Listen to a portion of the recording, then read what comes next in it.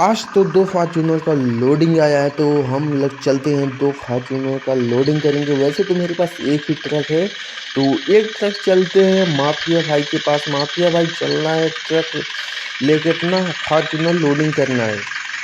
चल भाई मैं भी चल देता हूँ, यहीं पे बैठा तो हूँ, थोड़ा सा पैसा ही मिल जाएगा। कहाँ पे लोडिंग करना है?